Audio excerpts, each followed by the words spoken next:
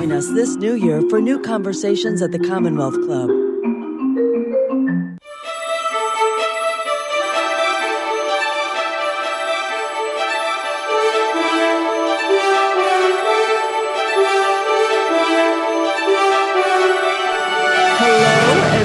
To today's Commonwealth Club event. I'm Cheryl Evans Davis, Executive Director of the San Francisco Human Rights Commission and your moderator for today. Before we get started, we would like to thank the club's Humanities Member-Led Forum and the Bernard Osher Foundation for supporting today's Good Lit event. I am super pleased to be joined by A.J. Baim, author of White Lies, The Double Life of Walter F. White and America's Darkest Secret. A.J. is a best-selling author and a regular contributor to the Wall Street Journal. In his new book, White Lies, A.J. recounts the complex biography of civil rights leader and journalist Walter F. White. Born of mixed race, Walter lived a double life and was able to pass as a white American during the tumultuous Jim Crow era. He was able to use his ambiguity to investigate racist murders and help put the NAACP on the map. We'll be discussing a lot in the next hour, and I want to ask your questions. So if you are watching along with us, please put your questions in the YouTube text chat. And if you see me checking my phone, just know I'm checking for those messages and those questions and not playing any games. AJ, welcome. Thank you so much for being here. And I just want to start off by saying that I was super into the book. I'm not really a history geek, but I love history, and I love the way that you tell the story. It's much better than any history class I've ever had. So let me just start with the first question I have is just around the title, White Lies and the Darkest Secret, and I thought it was this amazing play on, you know, at one point in the book, you talk about Walter's house being called the White House, and this idea that his last name was White, he presented as white, but that there's this idea that there may be the lies that Walter tells, or these about the lies of the little white lies of America, or is this about lynching? Just how'd you come up with this title? Well, firstly, Cheryl, let me just say I'm honored to be on this stage with you, and I'm very proud. The work you do is so vital and so important to the city of San Francisco and to all of us. So thank you. The title came to me in the shower, in the bathtub, as all the titles of all of my books have. I was worried about it. It's sort of a dangerous title because when you use the term white lies, you know, people thought, well, this could be a book about, a fiction mystery. It could be about a romance. It could be anything. But really, when you start to think about, as you go through this book and you're reading it, you realize that the main character is someone who lies a lot. But he lies mostly, until you get to the end of the book, mostly for good reasons, because he is a person who identifies as black and has white skin. He calls himself the enigma of a black man inside a white body. So throughout the first half of this book, you see this man lying because he's passing as white as an undercover and investigator. Later in the book, you realize that this man is so extraordinarily ambitious, so ambitious. He finds himself almost unwittingly lying uncontrollably. Yeah, I appreciate that the kind of gradual recognition of what's going on in that space, and even just you saying this just now, this idea that he was lying for the good, right? Like going in, and that in some ways by passing, he was, playing into the lie and the mindset of having folks think that he was a white person. I mean, I know you have a picture of Walter, which I kept like trying to look at it and figure out, why or how was he able to pass as white? And he does. He looks white. And you talk about through the book that no one ever really, has anyone seen his birth certificate? I just keep wondering, like, what is that space and place of like looking at him, and folks who knew him accepted him as white, but people who didn't, accepted him as black, but people who didn't saw him as white. Well, it's imperative that people understand just the very basic information about who this person was, and a lot of that has to do with what he looked like. So This is Walter White when he's about 20 years old, and he identified as black. He grew up in a family where both of his parents were of the last generation of slaves who could talk about the slavery era from memory. So both of his parents were born into enslaved families. Walter was born looking like this. He went to a black school. He went to a black church. He graduated from all-black Atlanta University. And this is his graduating photo. I think this is a really important photo because you can see him. He's all the way on your right if you're viewing this. This picture I actually got incredibly. The only person from Walter's actual family that I could find was a woman named Rose Palmer, who lived in Atlanta, like where Walter was from. She was 92 years old. And not only did she supply me this photo, but she was able to figure out how to get the photo, scan it, and email it to me. And she's 92. And I was so thankful that she did that. I interviewed her as well.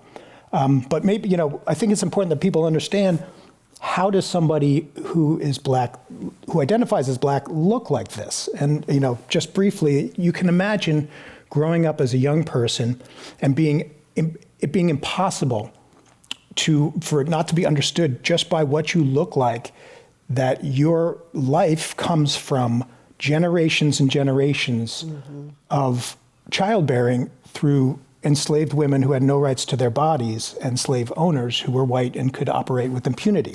And so after generations and generations, you end up with someone who looks like Walter.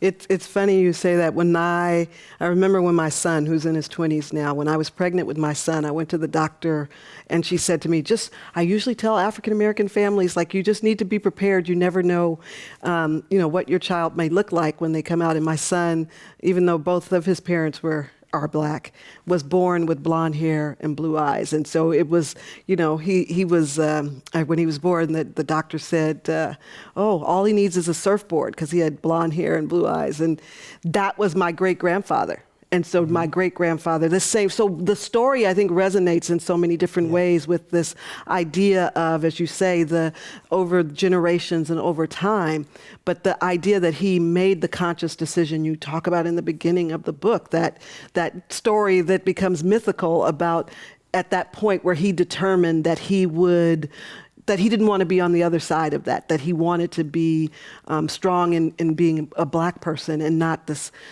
fighting the whiteness that was outside his door. That's absolutely true. So you're referring to this moment. It's in the first chapter of the book. Walter, he's 12 years old in the first chapter, and his father is a mail carrier. And he goes to school every day, and then he goes on his father's rounds with him every day after school. And he witnesses the beginning of the Atlanta race riot of 1906. And this riot was vicious. It was reported in newspapers all over the world, in France and Germany. And I found all these newspaper articles about it that were contemporaneous, like the news made it that far at that time, which was a big deal.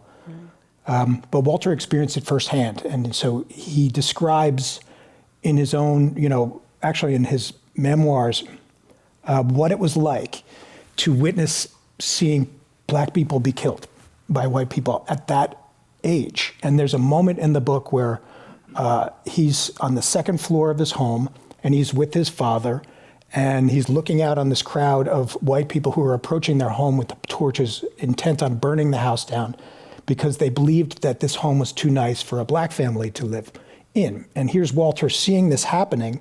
He's standing and watching this group approach his home, and he realizes the irony that they look no different than he is. But he comes to this realization that this is wrong, and that he says, in that moment, I knew which side I was on. And from that moment, not only did he identify as black, but he identified as a crime fighter. Yeah, that resolve to say that he was going to move through and do that work. And so all of this for me is also this, do you consider yourself a historian? Like this rich history that you're unfolding and the research that must have gone into it. Do you love history to be able to even I can't even imagine, how much time did it take for you to do this research, to put the book together? Years and years and years, and hours and hours and hours. It's funny, the term historian is an interesting term because some people say you can't claim you're a historian unless you have a PhD. And I was in a PhD program, but it wasn't even history. But I decided actually when I was 6 years old that I was going to write books. Actually, and I still have, I wrote a book about a racehorse called Thunder, and I still have it. But I decided my first year of graduate school that I wanted to write biography, and I wanted to write history, and I wanted to write about New York. And most of this book is that. And so I feel like it's been all these years brewing. But I will say, because you asked, it's not an easy thing to do, to wake up and create this stuff, because you have to put all of your senses and all of your mind into the past for hours and hours every day. And sometimes it's fun and sometimes it's terrifying. Yeah. I mean, you must be extremely disciplined, because the ability, like I find myself just reading and trying to you go down a rabbit hole, I'm sure. Like as soon as you uncover one piece, you want to go to the next and just get more understanding of where it's coming from. That's true. And one of the things I always do when I pick up a book like this, I always, like before I start reading it, I look it over. Am I going to read this book? I look at the endnotes, and you can tell so much about a book from the endnotes. Did the author do the work? And I think if you really want to get inside someone's head, someone who lived in the past, and to bring to life those times, you have to look under every stone. And something incredible that happened with this book was that I started writing this. I wanted to write this book, and I went to find out if there was enough material for a book. I looked at Walter White's papers at Yale. That's where they are. And I found this incredible treasure trove of stuff. And right then, as I was really starting to write, the pandemic hit. And I was like, how am I going to do all this research and travel around? And I found out that the NAACP papers, and I'm saying this aloud because people should be able to explore this. They're free. You can sign up for a library card at the New York Public Library, and you have access to these papers, and you can search them by database. And there's millions and millions and millions of fascinating documents. Well, that's what that was one of my questions, because the talking about the crisis and all of the other papers as well, like, are they all in New York Library? Like you talk about the paper from Marcus Garvey, or you talk about the Pulitzer paper, all of these different papers where you were uncovering that I was wondering to myself, I'm like, oh my goodness, these are real stories. This isn't where someone says that they think that there was an article, like you actually found these articles and quote them. That's true. Just even like, for example, in the first chapter, when Walter's talking about the Atlanta race riot that he experienced, it's not hard these days through the technology we have to be able to read the Atlanta newspapers from that very specific day. Something called ProQuest. Everything is data-based now. And so people like me can produce books like this with more research faster. It used to be, if you wanted to find a newspaper article, you would go to the library, which might take time. You would find the index of the specific newspaper. You would have to find the person you were looking for. Right. And then they would tell you what day that person was mentioned. Then you'd have to go get the microfilm. Oh my gosh, and look at microfiches. Now you can do it instantly. That you mentioned the 92-year-old woman. So how do you, as a part of this, so one is this research that you do in the libraries, the other is around people and the storytelling and the passing down of information. How do you find this 92-year-old woman? In that case, I actually contacted the NAACP in Atlanta. And the president returned my email, and he just gave me her phone number. It was instant. I just got lucky. Wow. Most of the books I've written, all but one, take place relatively far in the past, all in the 20th century. And so I've never been put in a position where, actually I did, the first book I wrote, I was in a position where if I didn't get all of these interviews, I couldn't write the book. Yeah. And that was terrifying, to be able to have to rely on other people for my own ability to get the job done. But this stuff, you just hope that the material exists, because if you're dogged enough, you can find it. Yeah. So I appreciate it. I found myself, during that time, it was really easy for, it seems like, people to disappear into oblivion. So you talk about, his wife, and you talk about his siblings, and you talk about even Shalady, is that his? John Shalady, yes. Kind of just disappearing. And so the storytelling just made me want to know more and more about each of the people. And so as you were doing this, and as I was looking through it, so much of it, you talk about New York, and I think about the different pieces of the 1919 riot, and then which was Chicago, but then you talk about the Harlem riot of 1935, and what piqued my interest in that is I'm a huge fan of Langston Hughes. Okay. And so all of the things that where you're talking about Langston and you're talking about these different pieces, and I was trying to figure out from the 1935 riot, which you talk about, and Walter being involved in going out, and even the connection with the different people.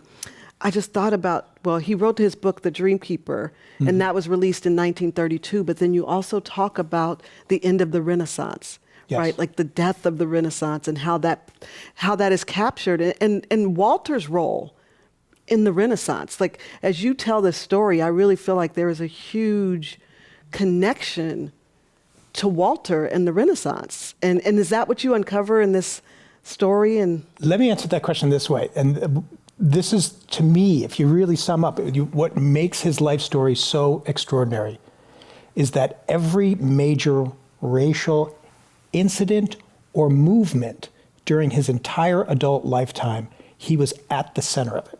Yeah. So whether it was being part of the Harlem Renaissance or posing as a white man and in investigating these horrific incidents like Tulsa, like the Red Summer of 1919 and the Marion lynchings of 1930, but also in politics. And he's at the center of all of it. And this is something that the New Yorker said, actually, in their review of it, is that really when you boil this guy's story down, it is the story of race in America during his lifetime, from basically when he comes of age in 1917 up to the time that he dies in 1955. So he lives long enough to see Brown versus Board of Education, and was, at the center of all of this stuff right up until the time he died. And so much of it, to me, parallels current events, current affairs. When you talk about, how long it's taken for the anti-lynching law, so much of this story, I felt like I just was not keyed in to lynching. So much of the story where you talk about the investigations and the work that he's done there. That's the number one thing I hear. And, we can get to the point, like, who was Walter White? You could say, well, he was the most influential civil rights leader of his time. So why do people not know about him today? And why is so much of what in this book that nobody knows about? People have heard of Tulsa, but have they heard of the Red Summer of 1919? Have they heard of a woman named Mary Turner? Have they heard of the Phillips County Massacre? All of these things that Walter experienced, investigated, it's in his life story. So, well, you say that. Like I will say, for me, the pregnant woman, Mary Turner. That to me, I could, the way you wrote it, I could picture it, and it just brought so much of this, like how insane it was, the life and the reality and what people have normalized in that behavior. James Cameron, that story, another one, like as you are doing this and you're like, how are you taking care of yourself through this too? It's a lot to unpack and see. Well, we'll get to that in a minute, but one of the things that I wanted to do, sometimes when I'm thinking, I stare off into space, so I apologize. Oh, no, it's totally fine. One of the things that I wanted to do was to make people feel. I wanted them, readers are going to get angry when they read the book, and there's moments when you're going to feel deep sadness. I had to be very, very, very careful of what goes in and what didn't go in, because there were moments where the story gets really gruesome. Mary Turner is the obvious one, right, where there's so much more that could have gone into this book, and I was like, that's gratuitous, we have to leave this out. What we need to do is make the reader understand what Walter was feeling, what Walter White was feeling when he found her unmarked grave. It was marked by a whiskey bottle, empty, with a cigar sticking out of the top. And that was the story of Mary Turner. And if it wasn't for Walter White, nobody would have ever heard of it. And, because hopefully people read the book, there is a monument to Mary Turner in a very rural place where very few people have been, where she passed away. But I do hope people will read the book, because I think that there is so much loss, and I appreciated the idea that Walter didn't get to necessarily see the impact of Emmett Till and the movement that happened there. But so much of what was able to happen with Emmett Till, I do believe, is based on the foundation of it is what you talk about in the book. I think about Isaac Woodward and that story, which is another really gruesome one. When you think about but there's a line you talk about that says that it took his blinding to open the eyes of America to this darkest secret. That's absolutely true. And if people haven't heard of who Isaac Woodward is today, they should. And so much of what we experience in our newspapers today, George Floyd and Black Lives Matter, all of that is coming from somewhere. And I think there's a really positive element of this book, I hope, and the story of Walter White. And that when he was dying he was having these heart attacks. He knew he was dying, and he wanted to finish this last book. And it's a very positive book, an uplifting book. And it's talking about all of these things that happened during his lifetime and all of the stuff, all the progress that had been made. Jackie Robinson playing baseball. He talked about the fact that in this last book, it was such a testament to the progress that had happened in America that in this last book, which was called How Far the Promised Land with the question mark on the end, that he didn't have to devote a chapter to lynching in this book. And in between the time he dies and the time the book is published, the Emmett Till horrible thing happened. And so there's so much to realize. One of the things maybe we'll talk about is the whole idea of federal anti-lynch law. This is something that Walter fought for his entire life. One of the things that made him very famous, one of the things that landed him on Time magazine cover when he was still a young man. And that law, the federal anti-lynching law, finally passed the Senate 2 weeks ago, all these years later. Well, that I definitely want to spend time there, because there are a couple other things that you put in the book. One is around lynching and legislators, right? Like that, lynchers and legislators. And the other one was around, I believe it was pulpits and politics or something of that nature, and how we really had allowed this blending of the government and religion in a way that allowed and okayed lynching. And I just appreciated the tenacity of Walter, regardless to whatever his ambitions were.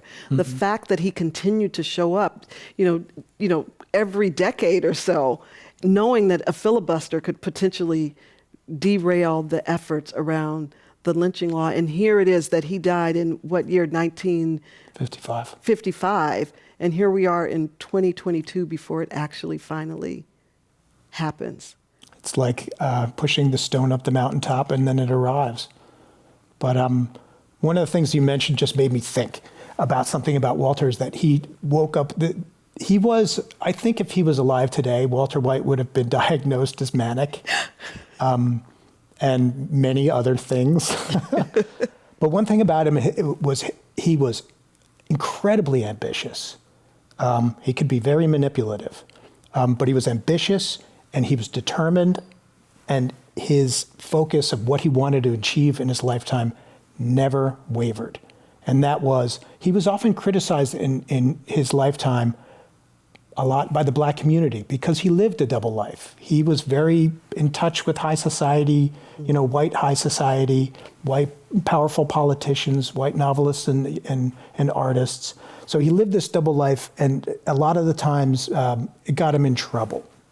But his goal never changed, and that was, we have to get rid of the color line in America. But that perseverance, that persistence, I think, yes, manic, and I could just, when he talked about writing the first novel in like a matter of a week or so, or 2 weeks, like that ability to push through and be focused, but to a cause, right? That's exactly what I'm trying to say, yes. Yeah. So I think that that's the piece that really resonated with me, right? Like that he was, and I think this is the challenge that we face in society with nonprofits and community-based organizations or social justice movements.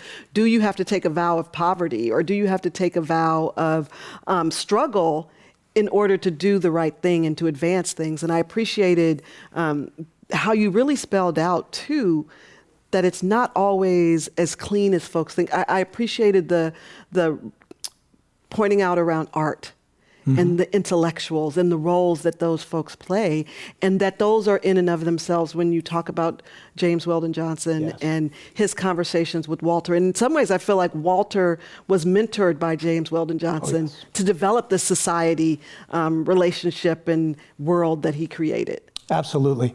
And it was James Weldon Johnson who, if people don't know who he is, I was fascinated by this man. To me, he was like, if you were to say, you know, the old saying, if you could have lunch with anybody, who would be? James Weldon Johnson would be high on the list. He was just the most admirable. One of my favorite parts of writing this book was the scene where he's retiring. He had this amazing career, and he dedicates, he's like, it wouldn't mean anything. He's just like, my wife is the most important thing. And just makes me think of what I saw in the Oscars last night, but we don't need to talk about that. But James Weldon Johnson was Walter's mentor, and one of the things that he taught Walter White was that how did he say it? You cannot judge a race of people or a nation of people by the most powerful or the richest. You judge a nation or a race on the literature it produces. And that's really what put the fire under Walter to become, he saw this renaissance begin to blossom in Harlem in the 1920s, and he really wanted to be part of it. Yeah, I mean, the way you tell the story, I wanted to be there. I wanted to be in those rooms. You talk about the music, you talk about the spoken word artist and the authors, the writers. And I think part of that ambition for Walter to want to write, don't you think, was also because of the people he was in company with? People like Langston Hughes. One of the things, I'm a fan of Langston Hughes. I'll just say this as an aside, is Langston Hughes, you can pick up any book of poetry and hand it to a person of any age. You can hand it to a 7-year-old and they will read it and enjoy it. You can hand it to an 80-year-old. Yeah. But Walter threw these legendary parties, and you talk about wanting to be in the room. I wanted to go to those parties so bad because he would mix the cream of the crop of the most fascinating people. White avant-garde Greenwich Village, Black Harlem, all came together at these parties in Walter's apartment, and they would sing and dance all night, and then they would go out and go clubbing. And it wasn't all, there's a lot of parts of his life that are dark, but there was a heck of a lot of fun too. Yeah, definitely amazing, if you can call it that, balance. And when you talk about the dark pieces, again, we come back to this ambition, but I just also in some ways fearless, because he went into these places, even if it was to kind of move the work or to elevate his name and his career, it was dangerous. That's right. So Walter, he starts at the NAACP in the winter of 1918, and it's his 12th day there when he reads about the murder of a man named James McElherron. And he convinces everybody at the NAACP in New York in the office that he's going to go down there to rural Tennessee and pose as a white man and get the facts. And they're against it because they realize it's very dangerous. So Walter White goes down there. He dons this persona. He becomes a traveling salesman with the Exalento Medicine Company, which I believe he just entirely fabricated. And he goes into this rural community and he gets the facts and he writes an article about it, and it causes a sensation. And this is his first month at the NAACP. He's only 25. He's just a kid. He's an assistant. And he's like, I'm onto something.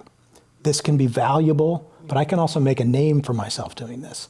And he did. So he conducted over 40 of these investigations. But every time he did it, he was becoming more and more famous, which meant it was more likely that his identity would be revealed. Right. And he knew what would happen to him. It wouldn't be good. It wouldn't just be killing. It would be something far worse. Right. And when he asked Flossie Bailey about, should I come as the secretary or should I come as the investigator, right?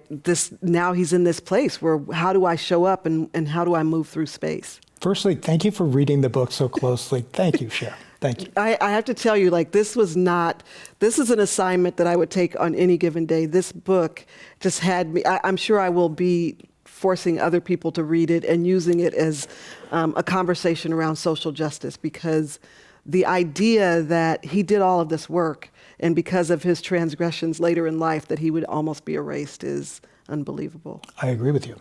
Flossie Bailey, another just amazing character. It's hard to sort of tell people who are listening or watching in the brief moment we have why she's so amazing. But she lives in this town called Marion in Illinois, and something very terrible happens there. And she has started this NAACP branch. There's something like 32 people. It's not very powerful. And there's something terrible that happens in her town. And she calls Walter White in the office. And it's incredible because all of the documentation and communications between them exist. There's telegrams. This is happening, an hour later. So you have this communications. And she's begging Walter White to come. But by this time, Walter has become chief executive of the NAACP, and he can no longer go undercover safely. And so he asks her, should I come as a white person or as a black person? White person would be an undercover investigator, or black would be as the head of the most, powerful and militant civil rights organization in existence at that time. Yeah, that part for me, but her response, right? Like, we need you to come bearing the weight of the office. Well, what she says is, well, you're right, we need you to come with as much power as you can bring. But then she says, don't tell them you're black because they won't let you stay at the hotel. Yeah. And so he stays at the hotel. Right. So come in the name of the office, but don't be black in the process. Exactly. Amazing. But this is what I'm saying about the book in terms of the history and all the pieces, because there's the richness of Walter that you lay out, but then there are all these other characters that people, real life people that you elevate and you amplify. And it's not just about the history of Walter White, but it's this history of civil rights and the people who, whether it was 20 people in this town or 200 in another, that really put their lives on the line to advocate and to fight for justice. I agree with you. And thank you for saying that. I'm going to go slightly off on a tangent, but Look, the root paradox of all political systems and all societies in the world is that what's good for the society as a whole cannot be good for every individual in them. And what's good for an individual can't always be what's best for the society. And I find that the most redeeming characters in history, the people that I respect the most, that I want to write about and just live my life with, are those people who understand that they're part of something greater, and that they want to make the society better for everyone. Well, I mean, but that, I feel like you drop those tidbits throughout, because again, if I go back to James Cameron and when he comes running into his house and his mother's asking what happened, right? And the humanity of the mom as they are taking him out, where she's like, Lord, have mercy, basically, like pleading. And that in some way, for me, that prayer is honored, right? And that when he meets the sheriff and the sheriff says, I apologize, and my son might have been out there. Yes. That you're really showing that there are, even in the midst of all of this, that there are redeeming qualities. There are people out there. That's absolutely right. And those are the most moving moments, or those beacons of goodness that you find in the darkest of places, like that sheriff you just mentioned. I cried. I cried when I wrote that. Because I didn't cry when I wrote it. I cried when I found it in the research. When I found it's James Cameron himself remembering what that sheriff said to him. Yeah. He had just survived something. For those who haven't read the book yet, he had survived something unimaginably horrific, and he lived to tell. But he was rendered of all dignity was gone. Yeah.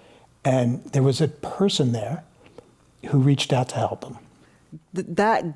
I felt that in that story. And that's why, for me, I didn't believe that there was going to be redemption. And I kept thinking about that mother's prayer. And yet somehow, at the end of it, it's honored. And so I appreciate and respect the storytelling. Yeah. And the respect of the lives and the people in those. And in the same way, you know, I laugh and kind of giggle to myself at Orson Welles saying, you know, I see you, right? Like this, the way that people came together and to support, that was the job of Walter White that you highlight, that he brought people into the conversation that otherwise would not have been involved. I agree with you.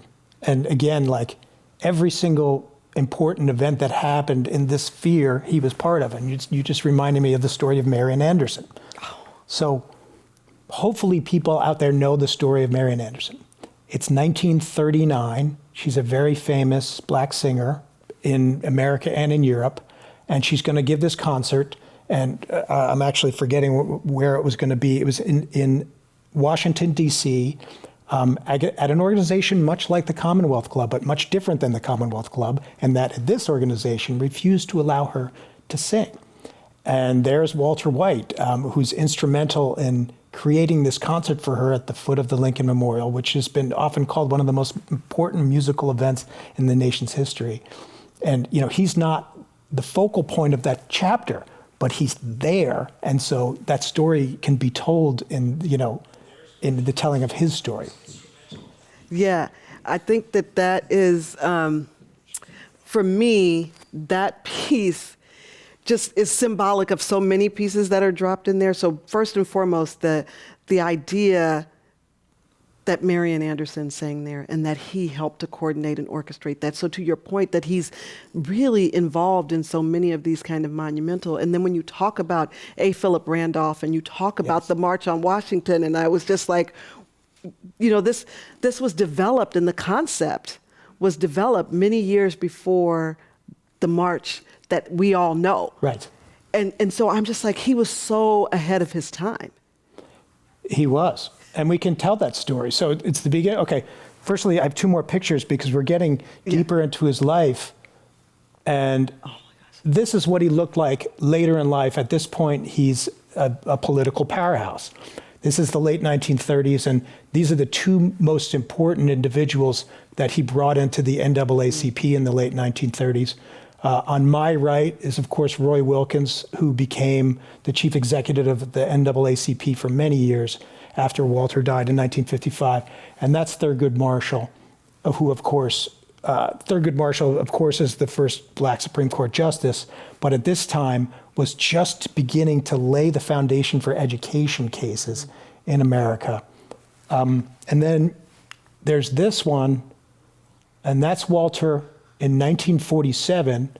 So that's Eleanor Roosevelt awkwardly towering over Walter White, and next to him is Harry Truman. And this is, so when the Marian Anderson concert happens and it's such a success, Walter White realizes that there is no more dramatic place to hold an event than the foot of the Lincoln Memorial.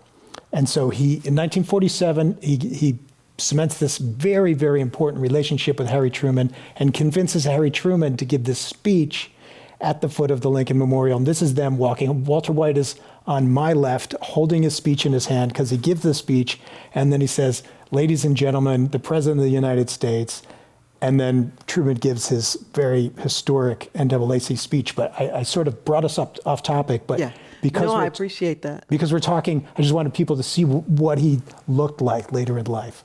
Well, if you go back to the other one, I just, again, just these three amazing men who were doing this work. And you think about each in their own right, with Roy Wilkins and taking a pay cut essentially, and coming from being a journalist, and Thurgood Marshall having the opportunity to be mentored and to come up through the ranks in a similar way that Walter had, and all of them leaving this amazing mark.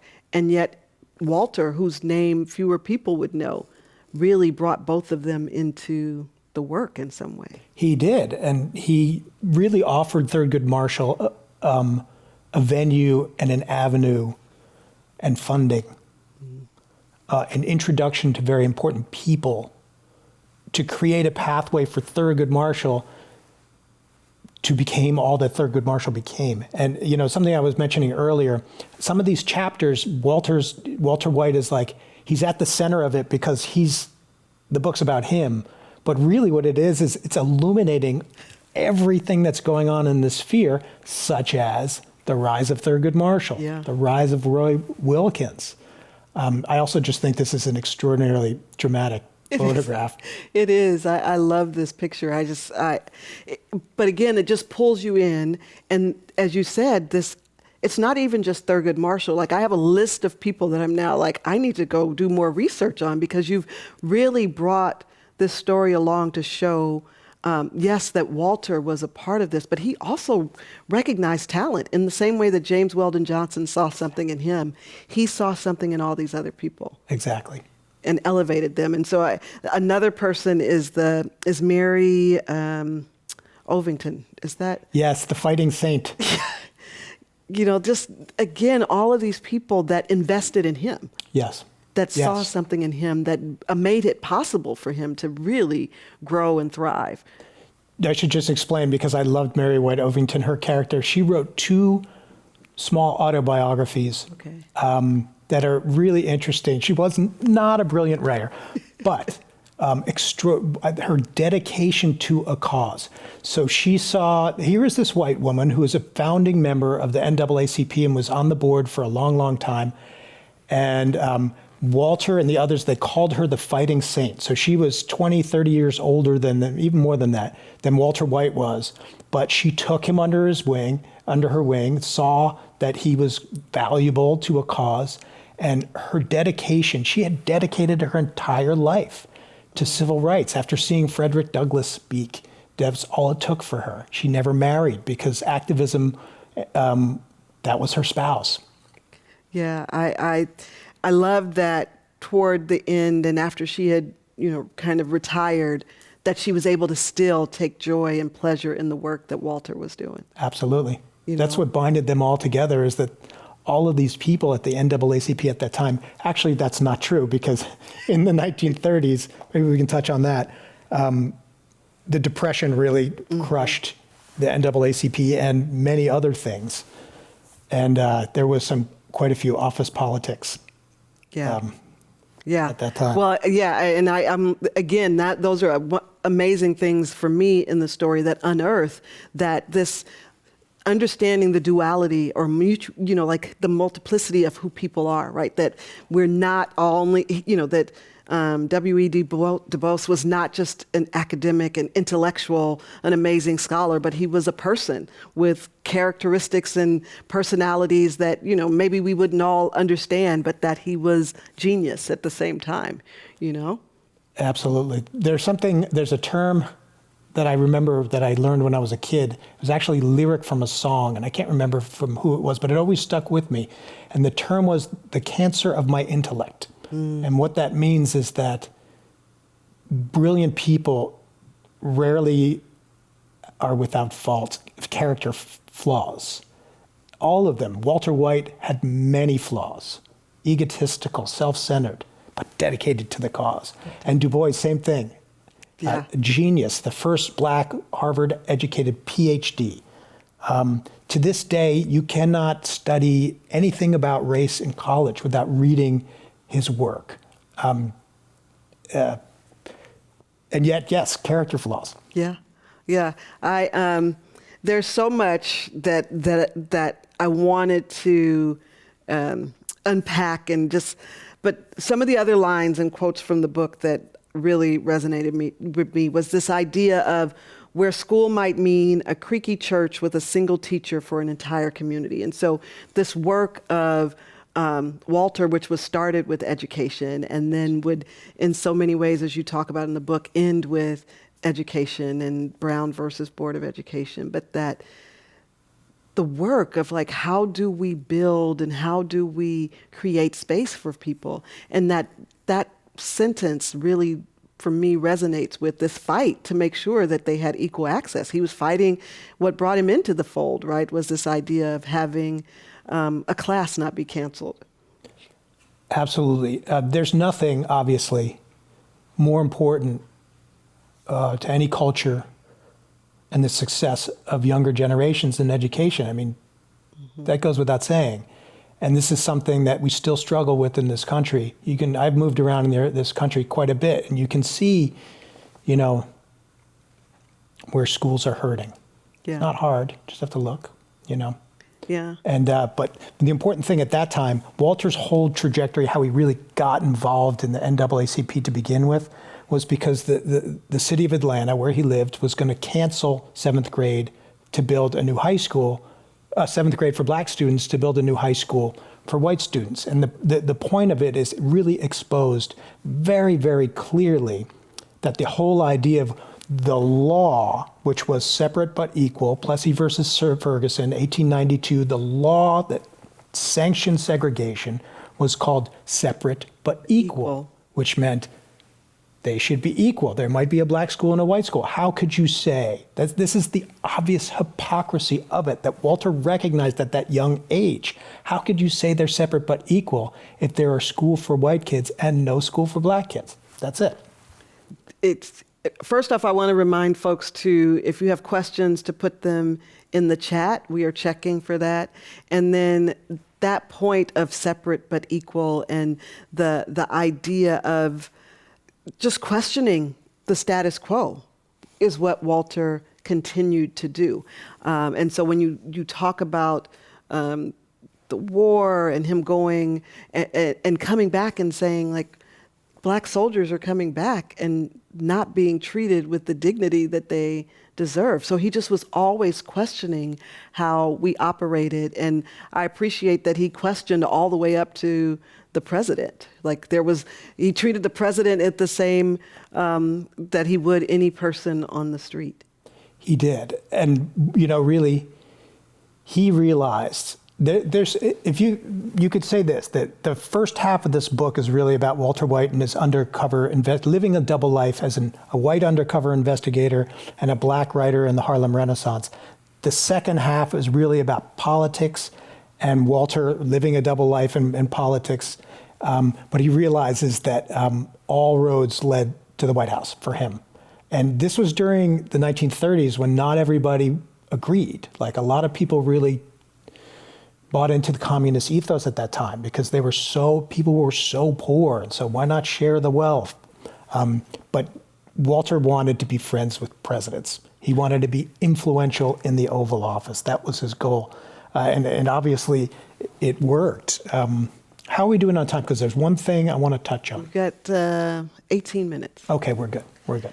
So you talk about that wanting to know presidents, and I would say the thing that, like, the aha moment for me at some point in the book is really his political savvy, right? And much like we've been doing and been hearing about over the last few years around the power of the black vote and how he really wanted, the black community to understand that they could sway or impact political decisions. And that moment at the Democratic National Convention, right, which I'm like, I don't know how I didn't know this. This was news to me. But that moment when you can see kind of the splitting and the turning of the tide, where black votes are no longer automatically going to Republicans, and kind of this evolution of kind of where we are now. And I feel like we're now where Walter would say again, don't take votes for granted, right? Like, don't just assume the black people are going to vote for Democrats. But I think that he just was so forward thinking. I think you're right. And there's this eureka moment he has. Another character, like you talk about, there's all these characters that just show up. Clarence Darrow, to me, is a fascinating character. And Walter recruits him against all odds, the most famous attorney on the planet, to help represent the Sweet family who's locked up in Detroit, another of these stories. But it was really this eureka moment where Clarence Darrow gives a speech. Walter convinces him to come down and gives the speech in a church in Harlem. And this is when the book sort of transitions from the first half of the book, was about these investigations, and into Walter wanting to become a political powerhouse. Clarence Darrow gives this speech, which everybody in the church really, they get upset about. But Walter sees like, that's genius. And what Clarence Darrow says is, ever since the Civil War, Black Americans vote who are allowed to vote, because they're not allowed to vote in the southern states. But if they're allowed to vote and they can register to vote, they're always going to vote for the Republican candidate, because that's the party of Lincoln. So ever since the Civil War, this has been going on for decades. And Clarence Darrow says, they're not going to do anything for you. If you just give them your vote, they're not going to do anything. But if you say you're going to have to do something to earn this vote, you can hold the balance of power in several communities. And Walter's like, yes. And that's the strategy he uses to go into politics. It just, for me, it was mind-blowing when he actually like continues to build on that and actually sees it happen. Like, he gets to see it happen and he gets to celebrate that moment. And I think the other moment for me was when he's talking with Eleanor Roosevelt and with the president and with the president's mother. And, and even then he's like curried favor with these folks in a way that the president isn't even sure that he's got favor in his own household, That's how manipulative and clever Walter White could be. So the meeting, he has this very dramatic meeting in which he's trying to get in to see FDR, and FDR refuses to see him. And he recruits Eleanor to help him, because Eleanor was a civil rights activist. He actually convinces Eleanor Roosevelt to join the board of NAACP, which is a testament to how powerful it became during his lifetime, but also how mainstream the politics were. Yeah. So he finally, Eleanor helps him, gets this meeting in, and she's coached him on everything he should ask and everything he should say. So he starts asking FDR these questions, and FDR realizes what's going on, and his mother is there. And he turns to his mother and says, well, at least you blah, blah, blah, blah, blah. And she's like, no, I agree with Walter White. So, I mean, the book is amazing and insightful. And as I said, I'm definitely going to be somewhere requiring someone to read it, because it opens the mind to, first and foremost, this horrible history, this dark secret that you talk about. It also really calls into question these choices. And so I just keep going back to, Time Magazine, other places saying he was Negro by choice. Yes. Right. And him talking about, his outward appearance versus his spirit and his passion and his work, but that in some ways it also contributes to his erasure in some ways. Yes. And so, like, how do you wrestle with that? And as you write this story, like, is the hope to help people remember the work of Walter White versus the end of Walter White? I think all of the above. And this is the one point I think that I really wanted to make sure was understood in this conversation. So thank you for bringing it up. Why don't people, people watching this right now are saying, if he was so important, why don't we know who he is? Anybody, if you say Walter White today, they think of Breaking Bad, the TV show, right? Which is why we actually made sure to put Walter F. White on the cover of the book. So otherwise people would make that mistake. Why don't people know who he is? And there's really two reasons. One is because he dies in 1955, right before the Montgomery bus boycott and the rise of Martin Luther King and all the new generation of powerful and brilliant civil rights activists. And there's no way in this new era of television, very important, that they are going to have a man who looked like Walter be the face, of the foundation of their movement. That wasn't going to happen. And of course, we know if you read the book, what you did, the other reason why his legacy disappeared very quickly after his death. And because he was another character, he was a character who was deeply flawed. And in one way in particular, in which he was married to a black woman and had black children, and identified as black publicly, and in many ways was the face of black power at the end of his life. But he had a secret, and that he was secretly in love with a white woman. And he knew if that secret got out, it would shatter his reputation. Yeah, that I am also hoping that we can get past that piece of it, that, the conversations and the debates about his decision to leave his wife and to be with this other woman, but that it doesn't really take away from all the work that was done that contributed to where we are today. A question that we have is around, now that the book is out, is there any story you wish you would have included, or is there something that you wish was still in, that you were able to add to the book? That's an excellent question. That's a very challenging question. There is one thing that pops in my mind. And it only came up in my mind because somebody interviewing me asked about it. It's like, why didn't you include this? And late in Walter's life, so we just addressed the fact that late in his life, he leaves his wife. His reputation is shattered. He becomes a figurehead. He's still the head of the NAACP, but he has no power anymore. People are very, very angry. His own children abandon him and refuse to talk to him. Wait, what was your question? Oh, but at the same time, something else kind of tricky happens. And Walter White had written an article for Look magazine in which he talked about, he was a weekly newspaper columnist. He wrote a lot for magazines. So he was constantly typewriter, blah, blah, blah, blah, blah. And so Walter White had written this article for Look magazine in which he talks about the discovery of a cream that can change the color of a person's skin. And the documentation shows that the editors of the magazine cut out large sections of it, and it upset people because it looked like he was advocating for that. Yeah. I made this decision not to include it because I thought it was so unfair to him what had happened, and it would just take away from the work that he had done and the success that he had, and I just decided not to. So it's not in there. And if it was in there, it would be a paragraph. It wouldn't be more. But somebody asked me because somebody had read, was very educated in this sphere and really knew. Not that but you understand. Yeah. Somebody had read. There's another biography written by a professor named Kenneth Jankin that is very large and came out a long time ago. It's a very thorough book, and I'd read that book and asked why I had chosen not to include it. So as you were talking, it made me think, how'd you come to this? What made you say, I need to write about Walter White?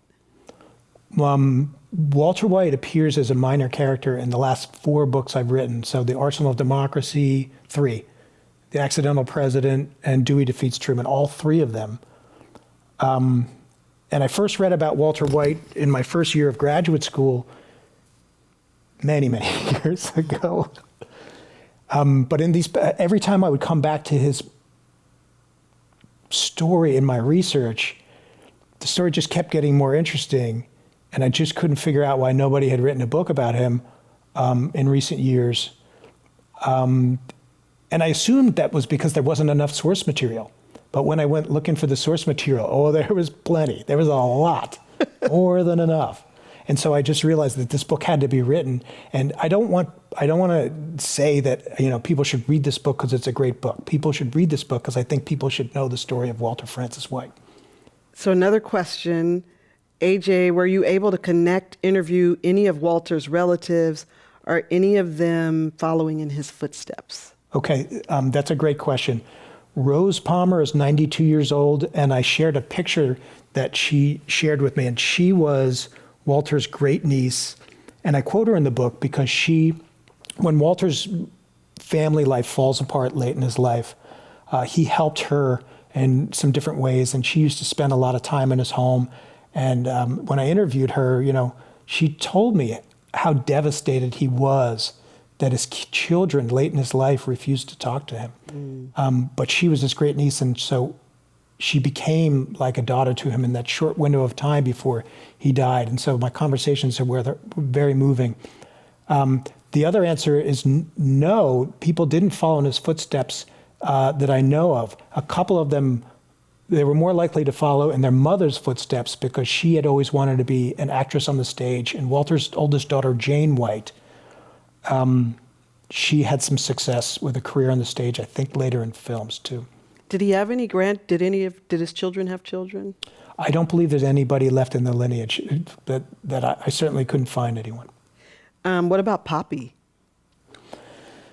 What is specifically about Does her? she have children? I mean, she had children. Did her children So live to tell the story of? not that I know of. She is a fascinating character in that she became a contemporary of Martha Stewart's. She was one of the earlier television cooking people. Wow. But she was a really interesting woman. She had a bunch of different children, and I know, she appears not as much in the book until later at the end. And but the interesting thing about her is that her letters between them exist. And those were very helpful because they were a window into what their relationship was really like before Walter left his wife and after. Wow. But also she wrote a book about him called The Gentle Knight. And that enabled me, there was a lot of scene setting in there. So I could really describe like the party where they met in great detail. It's amazing. Let's see, another one. If you had the opportunity to ask Walter a question, what would it be? What do you regret most? Do you regret that one thing? Because I really think that if he hadn't left his wife late in life, and the Black community felt terrifically betrayed by him. Did he regret that? Let's see. And then from George Hammond, would Clarence Darrow's advice to not automatically vote Republican be applicable today if changed to not automatically vote Democrat? I can only answer that question subjectively. I think that's certainly something that people should explore. It's certainly a very interesting time to wake up and read the newspaper these days and see what's happening in Washington. Yeah, I've just felt like across the board, to your point, that we're talking about voting rights, we're talking about political will and power, the power of Black voters, the anti-lynching law, education, and whether we're still, have we actually progressed to full integration. There's so much in this book that is so relevant still today. And I think in many ways, Walter had a playbook for how to address some of the ills that we still wrestle with. So much has changed, but so much is the same. That's exactly right. And there's so many things that are happening in our society today that are not new, that are shocking to people, but they're not new. All of that comes from somewhere. And it's another reason that, Walter's story illuminates that. Yeah. Well, I guess the last question that I will ask, because I just feel like in this era of which I'm sure Walter, he was so proud of being featured on radio, which was new and all I wonder, I just feel like this is, it's one of those things where people are, that they say, fact is stranger than fiction, right? That this idea, will this be or could this be some Netflix or movie? This is something I would totally watch because I keep trying to play it out in my mind and see the visual. So I've been asked that question before and I can't. Honestly, I can't because my brain is so attached to the what's in the endnotes. So it's hard for me. It would be hard for me to visualize what it would look like on screen. But I'll tell you this: we could use a man like Walter White today. And I know the work that you do is amazing, and there's so many people out there creating good in our communities. Walter was he was just one of those people who's not afraid of anything, and he was not afraid to make enemies. He was not afraid to do anything it took, even at the expense of his own reputation, to get society to the next place it needed to go. Yeah, I mean, again, back to Langston Hughes, because I think about, you talk about in the book how Walter talked about the 30s being so challenging and so difficult, and just aligning that to the line again that talks about the end of the Renaissance. And I just keep going back to one of Langston's poems that says, hold fast to dreams, for if dreams die, life is a broken winged bird that cannot fly. And I feel like Walter was always striving to fly, right? Even in those moments when his wing was clipped a little bit, he was determined to keep going and keep fighting. I think you're right. And that's one of the reasons why the name of his second novel was called Flight. And if anybody's watching, if you like Langston Hughes, there's a great poem called The Ballad of Walter White. So Langston Hughes wrote this long lyrical poem that really captures the essence of Walter's early life as an undercover investigator, and very surprisingly, given how grim some of that material is, a very humorous way. Well, I am definitely going to be spending my evening reading The Ballad of Walter White, because I'm going to be rereading this book over and over again. Thank you so much, Adrian. Cheryl, thank you so much. Thank you. Thank you. We've reached the point in our program where we have come to the end. Our thanks to A.J. Baim, author of White Lies, The Double Life of Walter F. White, and America's Dark Secret. We encourage you to pick up a copy of White Lies at your local bookstore. If you'd like to watch more programs or support the Commonwealth Club's efforts in making both virtual and in-person programming possible, please visit commonwealthclub.org/events. Thank you and take care.